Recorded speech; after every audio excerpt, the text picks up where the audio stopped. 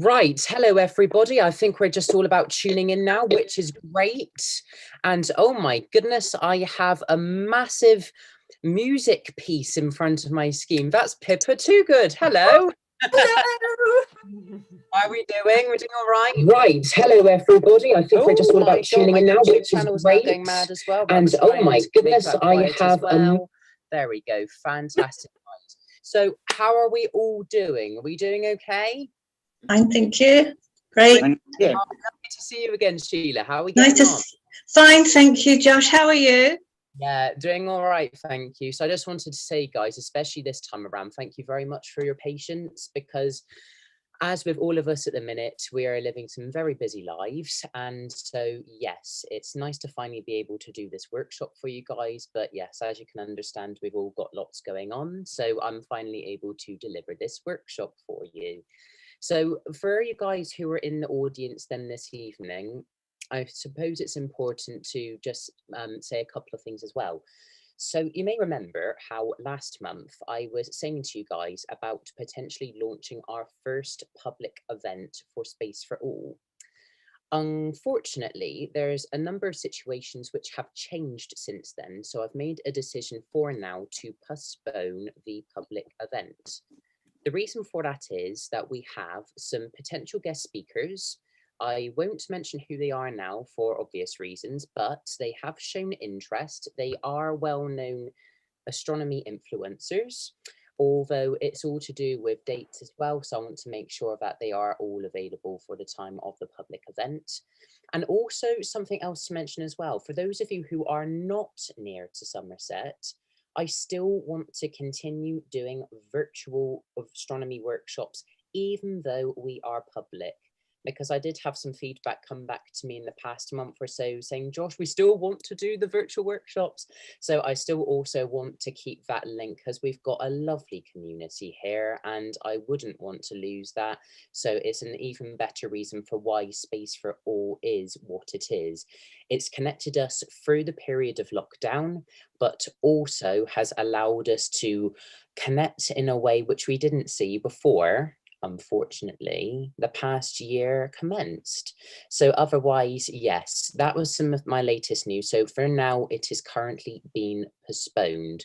So if I can, depending on how this latest information works out, we could be looking at the end of this year, but more realistically, we might be looking into 2022, but we will see how it goes, because, you know, things can change very quickly. I'm sure you guys understand all of that. So otherwise, yes, what I wanted to do was a very quick catch up with everybody. So just to see how everyone's been getting on over the past couple of weeks and months, and whether anybody's been getting up to any astronomy at all before we commence with this evening's talk. So now is your chance, guys, if you want to mention any comments or review.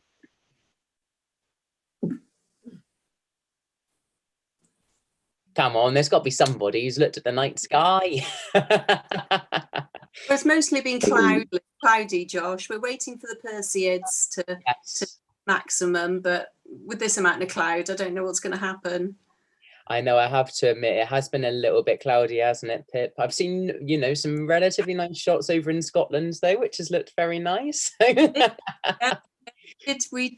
were touring the Highlands of Scotland for 3 weeks, and yeah, there was a bit because the weather was good, but the trouble is, at this time of year, it doesn't get very dark up there. And Simon stayed up pretty much all night and came in disgruntled about 2 o'clock saying it's not dark enough.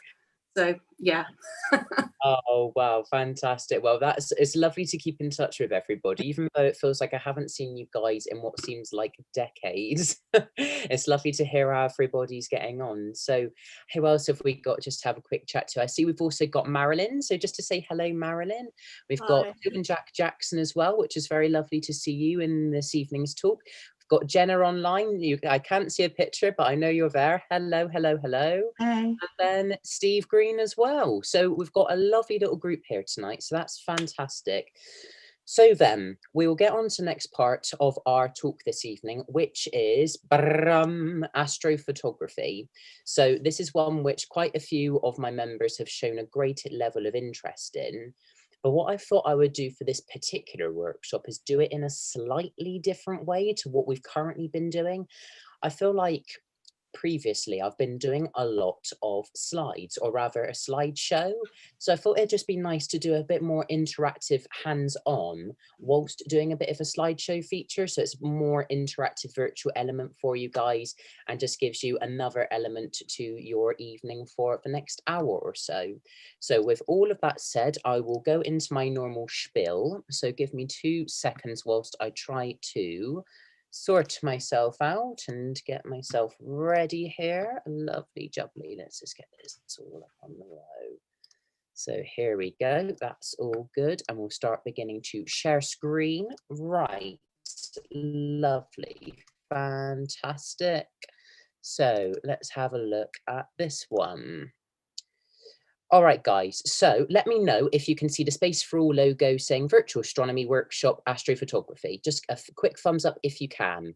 Lovely, I'm seeing thumbs up, fantastic, before I go into the present module. Lovely, guys, so the 5th of August 2021, discussing astrophotography.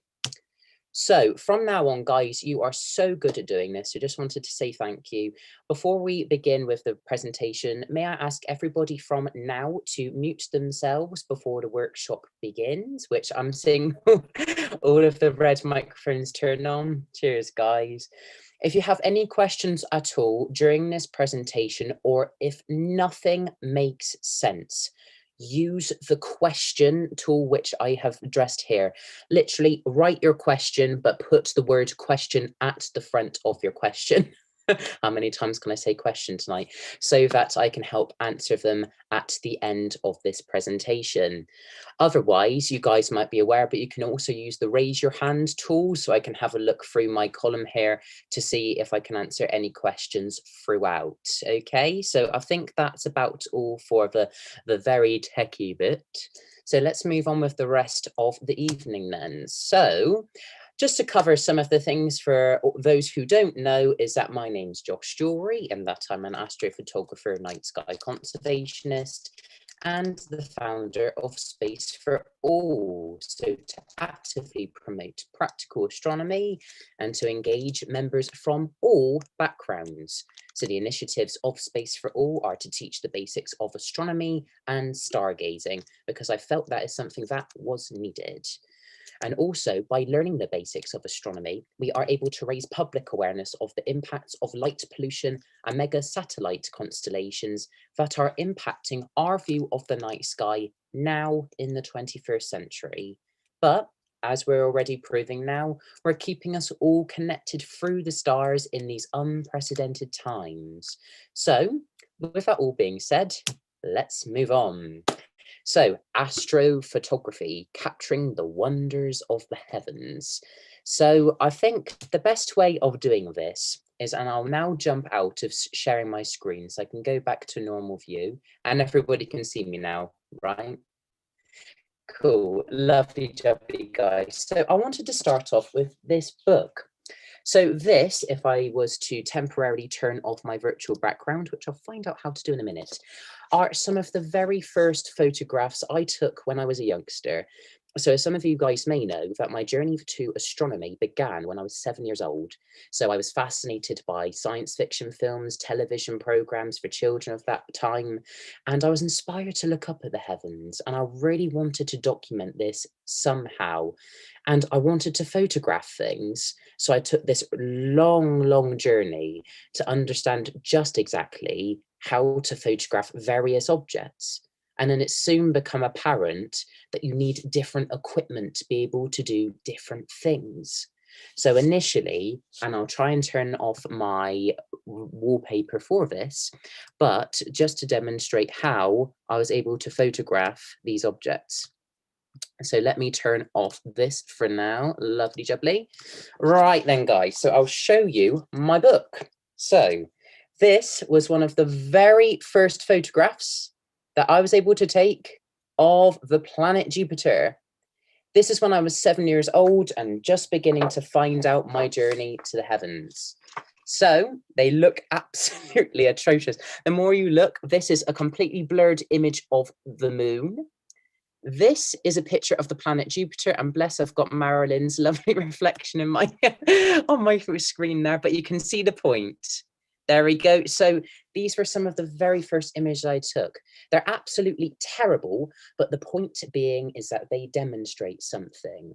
Like we've been doing with Space4All, we're not going to know absolutely everything from the word get-go. You have to start somewhere, and it's there where you begin to develop your knowledge, you refine it, and then eventually you build up your skills.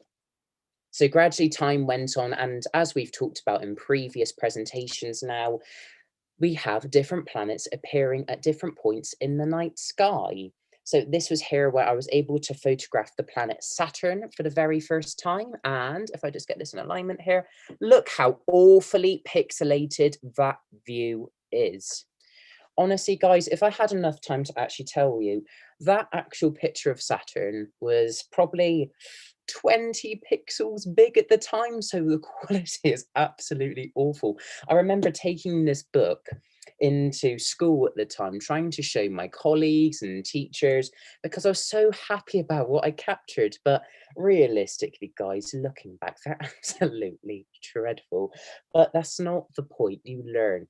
Like I've told you guys in previous workshops, you need different size telescopes to be able to capture different objects. And so it was at this point I had a 4-inch telescope, and I learned you needed a wider telescope so that you could reveal more light to capture the planets, which is the case in this instance. And at this time I was using, and I'll also mention it in the presentation as well, but what are called web cameras. So you have devoted planetary cameras that are used to photograph the planets using a telescope.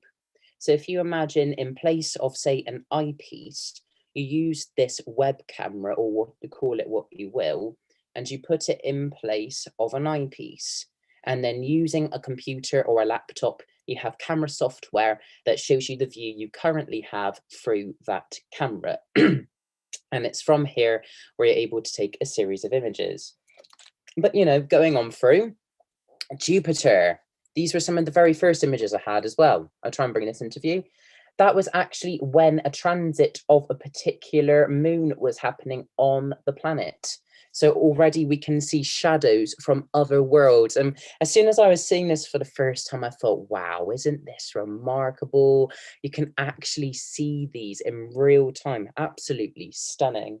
But gradually I began to learn more about the moon here. So being able to photograph some of the craters on the lunar surface for one of the first proper times for me. This was absolutely fantastic. And being able to capture very well pronounced features on the lunar surface as well. And then, you know, just various events, so very close conjunctions of planets. So in this instance, it was the moon and the planet Venus. And this was really before DSLR photography began to show up or become more apparent. So I was using an awfully small Kodak camera, to which the quality wasn't great, but it captured it. And you know what? People always say to me, oh, Josh, but my image isn't great, but there is an excuse for me. As long as you've captured it, that's demonstrating you've got a passion there and you want to pursue it. And I really love seeing that when I see astro images. But yet again, you know, photographing Saturn over the years and various phases of the moon. And my goodness, I forgot I had this in here actually. This is when I was photographing the moon during college. So as you guys are able to see here, the full moon, this is when I was learning how to use DSLR photography for the first time through a telescope. So don't worry, guys, I will go into discussion about that this evening if anything isn't making sense. But otherwise, flicking through, oh my gosh, the very first images of deep sky objects. We talked about these guys. So in this instance, we have the Andromeda Galaxy, and then we have this object, which is the Dumbbell Nebula. And when I saw this color for the very first time on my viewfinder, I was completely compelled. The fact you could see the structure of these objects, and you could imagine they are supernova remnants from all those years ago, and the fact you can still see them. This is why I love astronomy. It's absolutely beautiful. Oh, we have Mike Druitt entering the call. I'll admit him in now as well. But otherwise, galaxies, look at this. You know, all these various objects, the Orion Nebula, seeing that for the first time. It was wonderful. You even got the Crab Nebula there, which was absolutely stunning. And then you guys might remember, but Comet Lovejoy from a number of years ago, that showed up in the night sky. You're gradually looking through your books, you're joining workshops like this one to know when various objects are around in the night sky, taking advantage of it to take more photographs. You know, it's lovely to see. And so eventually my journey ended with these last number of pictures, just to demonstrate Comet Lovejoy just at the top there, and further craters on the surface of the moon. And you know what, guys? I think this is such a precious resource, because not only does it show you guys just exactly what you guys can achieve, but also a record. Now, I look back now and I'm 23, nearly 24 now, and I think these images were taken 17 years ago, and it's just lovely to keep a record of that. So at the same time, it just shows you some of the amazing objects that you can actually see in the night sky. So then, guys, I'll go back to our screen share, okay? So we'll go back to this for just 2 seconds. So I've shown you my very first astro photos now, and it's well worth, you know, having a look through your own images to see what you've seen and captured through time. But moving on very swiftly then, if I can allow my presentation to begin, is to mention one thing to begin. And in this instance, it is this: the impacts of light pollution. We have talked about this already this evening, but it just shows you what we have to face nowadays when taking photographs of the night sky. So I've already talked to you about this, guys. You know what I'm talking about here, but this is the annual star count from CPRE for 2021. So as you can see, you have clusters of various colors. Red in this instance is the worst light pollution you can possibly get, whereas you're going towards spectrums of blues and green colors, representing where our more protected skies are. And so already we have to bear this in mind if we're to photograph the night sky. Let's move on. So for those images that I've just shown you, I'm pretty certain most of you guys will be the most interested in photographing what are called nightscapes. So basically what these are literally landscape forms of photography, but taken at night. So you photograph really cool things like, say, the Milky Way, the constellations, and so on, and they look absolutely stunning. But of course, for that, you need to have some knowledge of the equipment you're going to use. So in this instance, excuse me, I got something stuck in my throat. I have this image here. So this is one of the sort of cameras I own to take photographs of night sky photography. And this is what is known as a DSLR camera. So first of all, you will need one of these to photograph the heavens. The reason I mention that, guys, is quite simply you need to have full control of your camera. So in order to do that, have a camera where you can have easy access to things like shutter speed. So this is when you're changing the actual length of your shutter exposure for basically how long it's going to be left open. You want to have access to something called aperture. So this is when you can basically change how wide your lens is. This is all dependent on a series of numbers, usually marked by the letter F. And this basically allows you to make either the lens wide or narrow. The same as your eye. I always like to talk about this as exactly the same as your eye. So if you imagine in an instance when you're in the dark, our pupils dilate, they get wider. The simple answer: to allow more light in. When it's a sunny day, your pupils do the opposite. They get smaller. They allow less light in. This is the same principle for camera lenses, and this is one you need to remember when photographing the night sky. Keep the lens as wide as you can. The next phase we can go on to then is talking about something called ISO. So this is quite literally the camera's sensitivity. This is measured in a series of numbers and varies so on from in its hundreds to its thousands. And the higher you get, the more sensitive your camera is to the night. But we have to also bear something in mind. So for those of you who are taking notes, something called signal to noise ratio. I know it as SNR, and literally it means tallying up how sensitive your camera is to how long you have your camera sensor open for.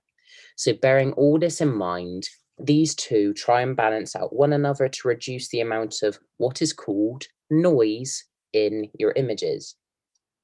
Noise, I always like to remember as the effect you will see when you have, like, say, sandpaper being put over one of your images. It's what's called the grain. And when you increase your ISO, you get a more grainier look. But when you balance out the signals to noise ratio, this impact changes. It begins to stabilize more so and leaves you with a much more clean, crisper image. But these are just some of the basics which you need to bear in mind when you're taking images of astrophotography. But moving on, some of the other things you have to bear in mind. Lens choice as well. You need to think about what kinds of lens you've got. So I remember when I was beginning to move on in my astrophotography journey that I was just using what's called a kit lens. So for those of you who aren't aware, a kit lens is literally the lens you get standard with a camera package.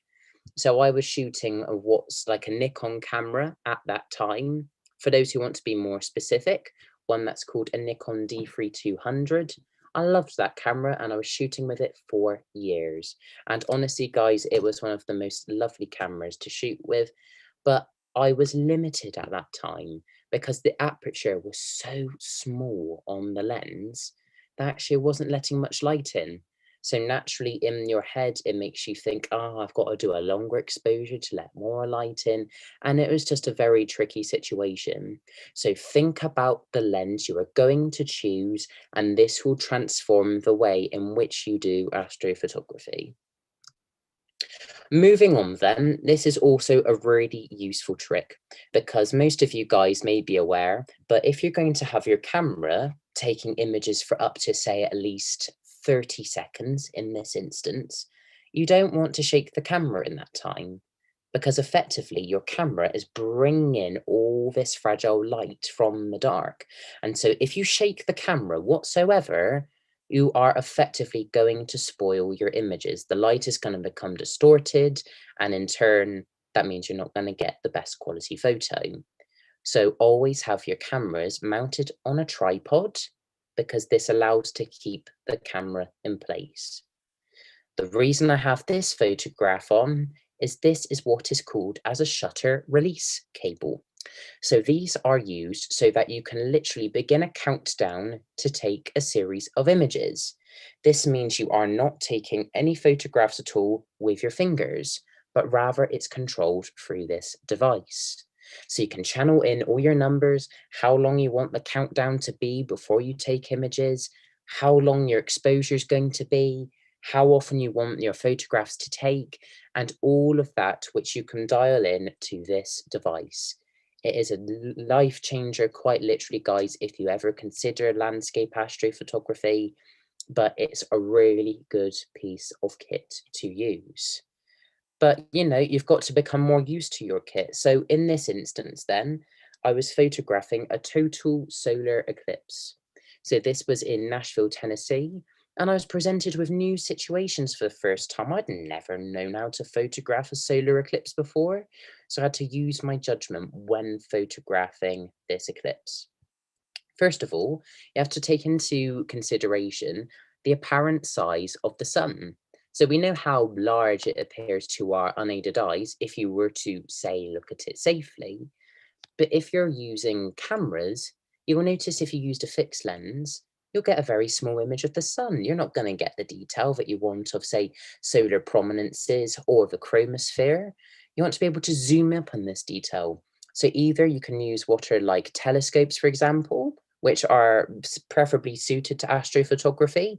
You can find them on all good retailers, especially online, which are committed to purely astrophotography. But otherwise, you can buy smaller telescopes, which, you know, go for just as cheap, but you can still attach your cameras to them. Or you can go to the more pricey range, which is to buy telephoto lenses. And it does get pricey, guys. I must admit, astrophotography is not a cheap subject.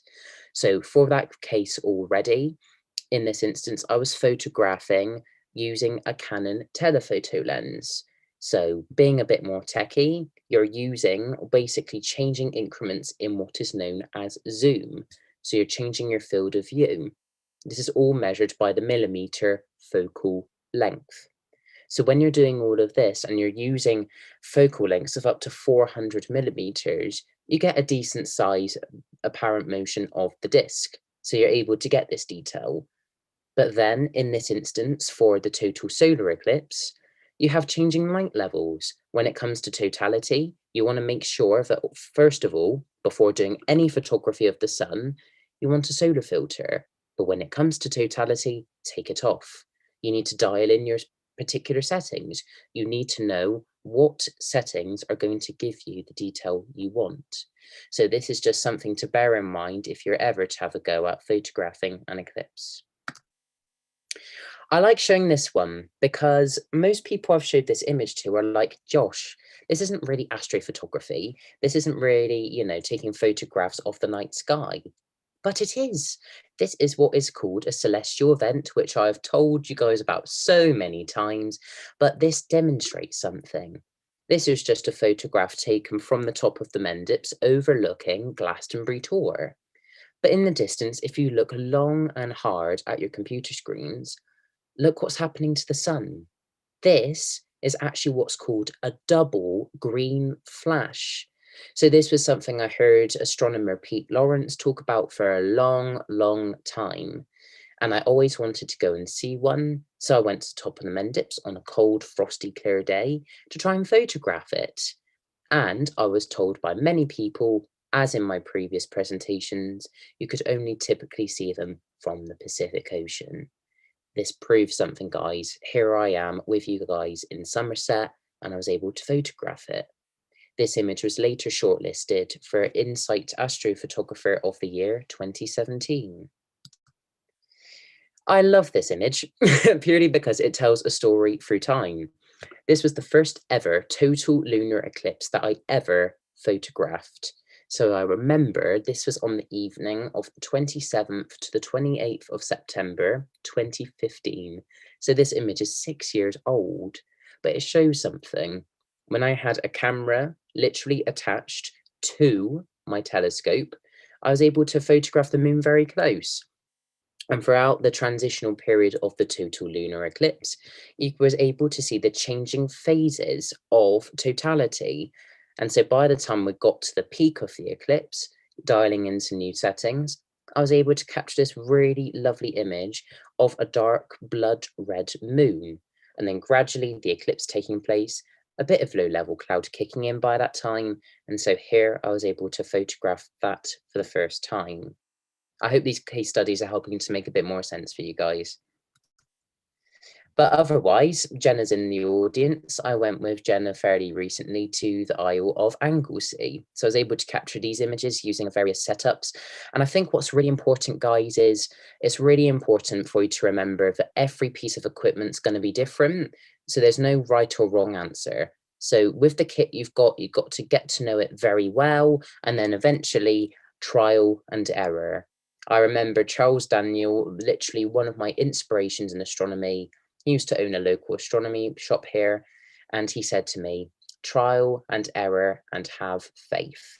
And I've never forgotten what he said since. And with that, you're testing out different kits. You're just continuously testing different camera settings. And this was one of the images I was able to get. From a dark sky spot, you're able to see so much more detail in the Milky Way.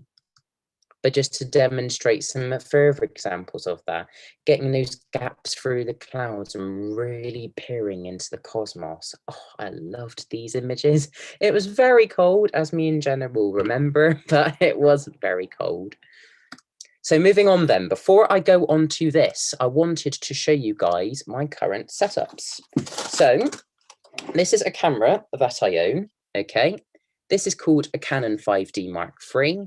I have a standard kit lens on it. This, if I'm able to get it up for you, 24-105. Put your thumbs up if you can see that. Can you guys see it well? Lovely jubbly.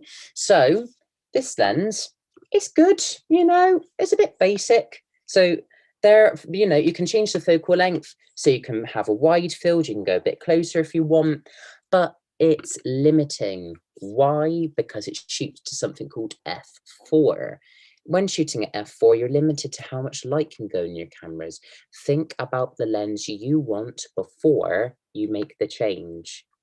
You also have these kind of lenses, but you also have others called prime lenses. This is when you have a fixed focal length, which means you cannot do this. It's literally fixed at one focal length. And this is really good because it means that you have less glass. When you have less glass, you're able to make it a more robust build and thus let more light in, which is a really good thing, which loads of people know, but it's just one thing worth bearing in mind. Otherwise, if I'm to go through very quickly on my camera to help make sense of all this, can you guys see this dial? Does this all make sense? Can you guys see it very well from your computer screens? Just a quick thumbs up. No, not really. Okay, I'll try and zoom in a bit closer. Have we got a good view there, guys? Can you see what I'm talking about here? No. So I'll talk to you guys what I mean here. So we have some very confusing looking things. We have things like WB, we have AF drive, we have ISO. These are some of the most important things to again consider with astrophotography. If you're making notes, just tell me to shut up and we can make a couple of notes. But WB means white balance. Cameras cannot be correct all of the time. Colors change throughout, whether that be in a particularly cloudy setting, when the sun's out, whether you're indoors. You want to change the spectrum of your camera, and the way to do that is by changing the white balance. So you have presets on your camera which are able to do that, but you can also do it manually as well. DSLRs give you much more creativity and be able to take more control of the images you capture. AF drive, this is so important to remember for astrophotography, because this means whether you do autofocus. So when you're on holiday, like me and Sheila were a couple of years back, you are taking photographs of your subject, you're looking for your viewfinder and the camera automatically gets the focus and you take your picture. For astrophotography, you want to be shooting manual focus. You want full control of what you're focusing, because if you try and focus the stars by yourself using automatic, there is no way you're going to do it. The camera will not pick it up. So whichever method you prefer doing, whether that's for a viewfinder or on the screen, try and locate a bright star, get the focus right for that object, and you have focused on the night sky. That's when it appears pinpoint sharp. So that's just something to bear in mind when thinking about taking images. Otherwise, ISO we have already talked about. So already that covers some of the basics to consider with astrophotography. But you know, guys, I've had this camera now for the best part of, oh my goodness, it's got to be at least 5 years now. So already that's a lot to consider. But going back to our chat then, let's share screen and we'll go back to where we were. Is everything making sense so far, guys? Put your thumbs up if that's okay for you. Otherwise, if anything hasn't made sense, I will do some QA at the end. But if you want to enhance your knowledge of taking photographs of different objects, I was talking about web cameras when taking photographs of the night sky, and in particular, the planets. So in this case, we have what is called a Celestron Skyris camera. These are so small. Literally, they are about 2 inches big, and they are such big hitters in the astrophotography world. They're basically used to capture video footage of planets. So once you found your object in your eyepiece, for where you'd put it anyway, and you get a view of it on your computer screen using image capturing software, you focus it up. Once you've focused it as best as you can, you take a video file. And you may say, Josh, why am I taking a video file when I'm wanting to take a picture? The reason for this is atmospheric turbulence. Because from here in the UK, we are literally above the jet stream, which for astrophotographers is an absolute nightmare, because this means we get distortion in front of our targets. So for example, you're photographing the planet Jupiter, and imagine pouring a massive tank of water in front of the view of Jupiter. That is literally the effect that the jet stream has when photographing these objects. So when you're using video footage like that captured with the sort of camera using on the screen, this basically picks out those best seeing conditions so that when you eventually stack these images later using image processing software, you can get that detail, you can pull it out. And that's the reason why web camera photography is preferred as opposed to DSLR photography in this instance. But something else to mention, and it's exactly the same as with planetary imaging. You have two options here. You can shoot color or you can shoot monochrome. In this instance, I'm showing you another camera. So this is called an Orion Starshoot G3 color. You can see that written on the top of the camera's barrel. Here's one I prepared earlier. I own the same camera, you know. I've used it a couple of times and it's a lovely thing to use. I have some friends who in the astronomy world who use exactly the same, but I made the decision to buy a monochrome version of this camera. You can get color alternatives as well, but I get monochrome. But for those of you who are not used to what I'm talking about, you'll say, Josh, you've just shown me images that are in color. So why do you want to be shooting in monochrome? The reason is, guys, you have two different types of sensors. Color imaging cameras only capture so much detail. Yes, they capture the color, which is truly representative of what you're seeing, but when you're photographing through monochrome, you can get more detail, but also you can reveal the color of these objects. Let me show you how. Now, this will look a bit strange, but it makes sense. So you have three filters currently on my camera's display: red, green, and blue. You use what is called a filter wheel that goes in front of this camera. You're imaging through different colored wavelengths of light. Again, taking the place of the eyepiece holder, you're able to photograph various objects using these color wavelengths. You put out different details as well, and when you tease them all out, you put them into image processing software, the reds, the greens, and the blues, and this actually reveals the true color image. Once you do that and you process it in a specific way, you get a true color image. But it just means with image qualities like this, you're able to tease out more details. So that's just something to bear in mind if you're ever photographing deep sky objects like galaxies and nebulas. Moving swiftly on then, it gets a little bit more complicated than that, because for objects like, say, the Andromeda Galaxy, which I've told you about, and I've also got these little handouts from previous sessions, you have to be taking of time. So for example, unless your telescope isn't tracking, this means in this instance, whether it's tracking the North Celestial Pole, which is basically near to the star Polaris, which we've talked about previously, you're not going to capture any images of deep sky objects. You need to be tracking the Earth's rotation, and doing that, you need to be exposing for longer to actually capture details of deep sky objects. To do that, you have this scary contraption being attached on top of your setup. Here in this image, we have a telescope, which in this instance will be helping us to find our object.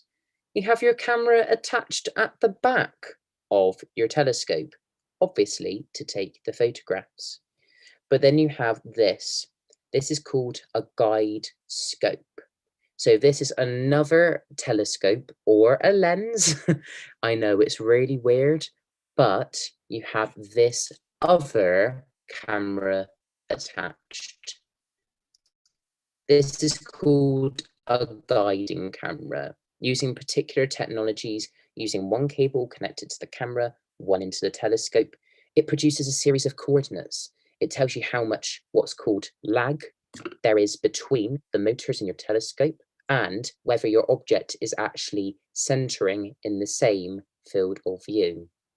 It allows you to capture images for a long period of time. There's astrophotographers who, using, say in this instance, the red, green and blue technique, have been taking images of one particular color wavelength of light for up to 3 hours on end. This is insane, guys. Literally, you're taking images for such a long time. And so with that, you know, guided mounted telescopes can only track the night sky for so long. But using guided cameras, it makes things much more accurate and thus get your photos. Just bear that one in mind. Otherwise, guys, I'm aware we're a bit pushed for time as usual, but if you guys are interested, have a look on my website. So that's www.joshjewelryphotomedia.com. So you can see examples of my astrophotography from the past to present, where I've been able to take photographs of various different objects, and is well worth having a look just for a bit of inspiration if you're interested.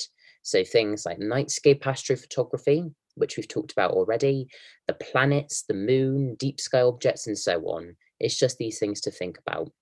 Otherwise, for those of you who are a bit more tech savvy on social media, so things like Facebook, Twitter, and Instagram, if you were interested. Otherwise, guys, I think before I carry on with the rest of the talk, let's have a look at the questions, because I want to try and explain this in as easy a fashion as I can. So I'll give you guys a chance now to unmute yourself so we can literally have an informal conversation, all right? So let's have a look. So Pip has asked a question. If you have a DSLR with an app, you can also use that for remote shooting, which is very true. So rather than using, say, a shutter release that I have literally just shown you on your computer screens, you can actually use mobile phones. So, you know, I don't have my mobile phone around at the minute, but to make sense of this, you can use your app store to download pieces of software that basically take charge of your camera. You can dial in the same settings, how many photographs you want to take, all of the controls which you've literally talked about using your camera. I see that Mike Druitt has put his hand up, so just to see if I can help there. Yeah, just how do you rate these SV 105 and 205 electronic eyepieces? How would I recommend them? I remember one of my astro friends using an electronic eyepiece, and I'd say they're very good. I'd say from an astrophotographic perspective, probably not the best. The only reason I mention that is because they have a particular build to them, which means it's a bit more tricky being able to actually photograph through them. But otherwise, what I would suggest in a normal setup is, for example, you have your telescope, you're using your eyepieces to find your object, and you're working down the various focal lengths to see what you can find.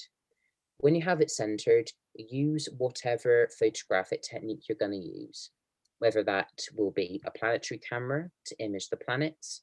If you're trying to find, say, the Whirlpool galaxy, get out a camera similar to this, or you can attach your DSLR camera as well. So I hope that just helps, Mike, really, just to give you some background for your help, all right? Yeah, lovely job, thanks. All right, and another question from Pip. Unmute yourself. Typical. What stacking software are you using? Oh my, so you can use a number of them. So what's interesting to bear in mind is actually Photoshop's pretty good. You know, if you're doing some various ones as well, various images, you can use Photoshop. You can also get various ones. So Deep Sky Stacker is also very good, but I'd say it's a bit tricky to use. I will be honest. There's things I'm happy to discuss now, but it is challenging. So you have things which are called darks, flats, bias frames. And to be honest, guys, for a basic workshop, it is quite literally a minefield. It literally is.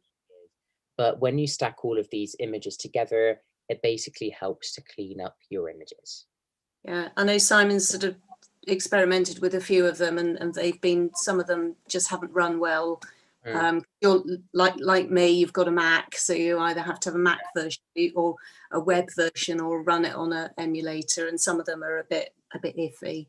All right, thanks. That's right, no worries at all, Pip, that's fine. And I tell you what, that's a really useful piece of advice, which Pip has literally just said then. So the difference between whether you have an iMac, which is run by Apple, or whether you have a Windows laptop or computer. So you've got to bear all these things in mind, because sometimes not all of the software works for one device to the next. Be careful what kind of computer you're going to use. Think about the screens which you're using now. So if you're using iPads, yes, there are ways of connecting up cameras that way. But if you're going to be using a laptop, these are just things you have to think about. Otherwise, if you're going to use a desktop and use long cables to get to your telescope, that's also possible as well. I remember back in the days when I was 7 years old, I'd have a Celestron web camera, and I'd have that connected to my small telescope. So those awful pictures I literally showed you then, I'd literally have a 10-meter cable running all the way through my house and connecting with our really old big block computer that we used to have back then. Have that connected in the back of the computer, and there you can see the image capture software working. So back in those days, it was hard for me, but again, just get to know your kit and how you're able to process that effectively. Otherwise, guys, let's go back to the rest of the presentation, which won't take long at all. It's just rounding off, really. So it was to say, guys, that we did actually come to the end of the talk. So I just wanted to say in this instance, thank you for listening so far. But if you guys wanted to know a bit more astronomical knowledge, I do have astrophotography videos available currently on my own media.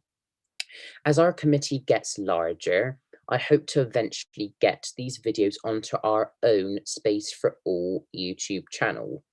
I have made some efforts thus far, but as you guys can imagine, it is a one-man show. It is a difficult thing to do alongside your everyday life. So as soon as we can get something up and running, all the materials are there and we can collate that into one unit, just to bear in mind.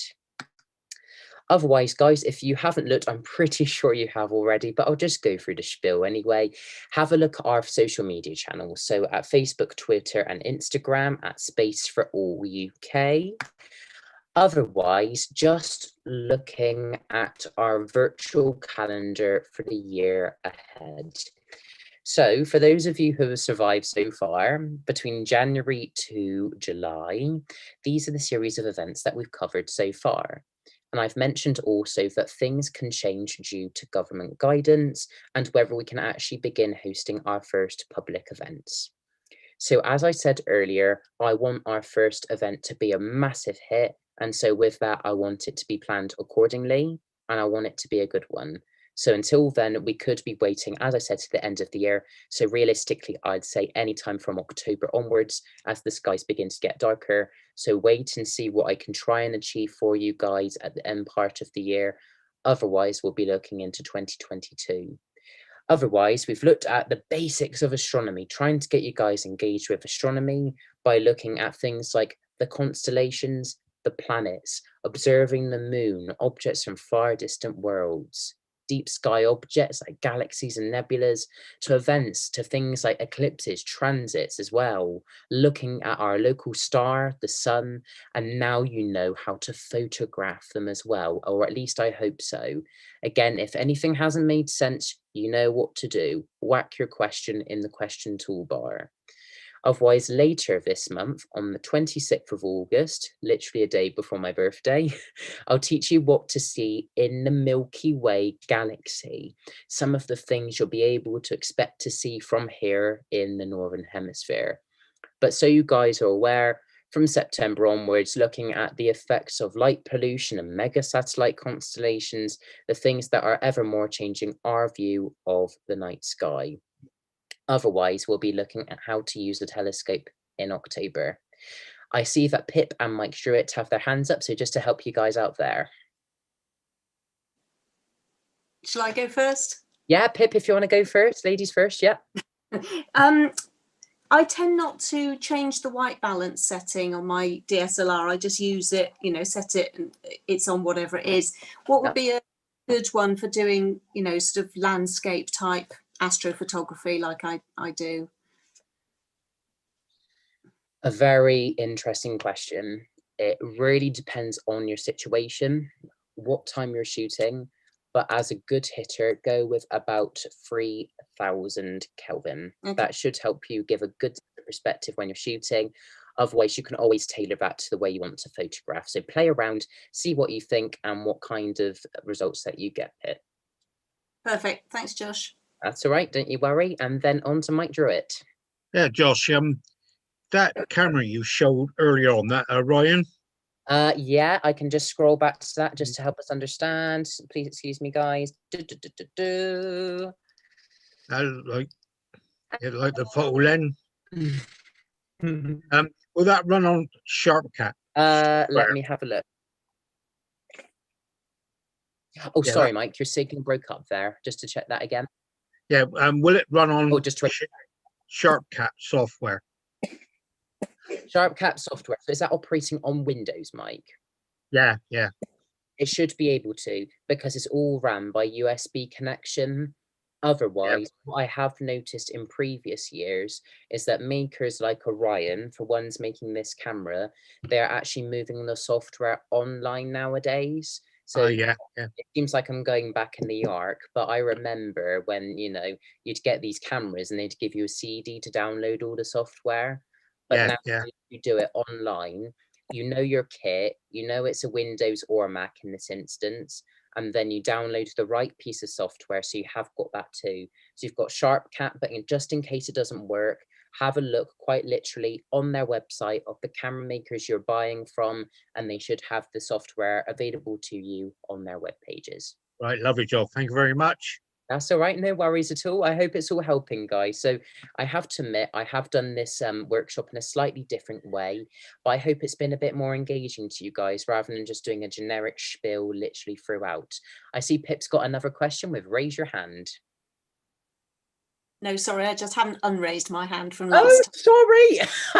I tell you what, I love doing this spiel on, you know, all this kind of stuff on Zoom. So apologies for that one, Pip. But otherwise, did everything make sense? Let's have a look. We have a photograph, not a photograph, a question from Steve Green. What do you think of the latest images mobile phone cameras can take of night sky images? I think they are mind-blowing, and, you know, I can honestly see cameras like this one going out of date in at least 10 years. Because, you know, guys, to take a photograph literally there and then, bing, of the Milky Way and a foreground subject, it's really quite remarkable what is being done now. And as you guys can see with various mobile phones, you see a ridiculous number of cameras on the back of a mobile phone nowadays. And all of that is the same principle. You're making it wider and wider. You're allowing more light to come in, so you've got a photograph there on your screen. So various phones being adapted to low light. So again, there's all of these considerations to make when photographing the night sky.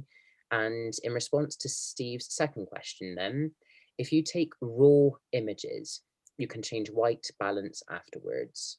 So there's a couple of things to mention here for those who don't understand what I'm talking about. When you're taking photographs, you can have different image files. The one that everybody typically knows is one called JPEG. This is a relatively, you know, decent sized image file, but it tends to be compressed. but when you're photographing in something called camera raw, this is literally how it's known, guys. So it's always been known as camera raw. It's a much larger file. It's a master file. It's what contains all the itty gritty details of what you have just captured. So you can literally control all the details using things like Adobe Photoshop. And as in this instance, Steve has just said, if you do photograph a particular white balance, you can in fact change it later. You can do this in post-production, but I always find just have a good sense of how you're photographing initially, because it gives you an idea of what you were able to capture before you ever take your images through to post-production. So in response to your questions there, Steve, I hope that helps you as well. But otherwise, let's have a look. I don't believe there are any more questions. So otherwise, guys, did that make sense? We can put thumbs up, shout, yay, if we fancy it, if we're up to it. Lovely, jubbly, guys. Otherwise, fantastic. I'm glad to see that we've got thumbs up all around, because that means I've been doing my job well. So just to end then, if we're to go back to our presentation very, very briefly and scroll on to our very last one then, guys, I hope to see you next time for our next workshop, which will be talking about the Milky Way on Thursday, the 26th of August, 2021 at 7:00 p.m. GMT. If any changes are to occur, like the one which has just happened, guys, I will let you know by email. Otherwise, I will send out the link to the Zoom workshop as previous, so we can get as much of you guys on board. Otherwise, guys, thank you very much for joining in with this workshop, and this is where I'll now end the call. So I'd like to say thank you very much. Lovely to see that you're all doing well, and I hope to see you guys all very soon. So until next time, guys, here's to clear skies and all the best. Thank you very much for coming tonight. Bye-bye. Bye-bye. Nice to see you. Oh, I love that bit. Thank you very much. Lovely to see you all. Bye-bye. Take care. Bye, Josh.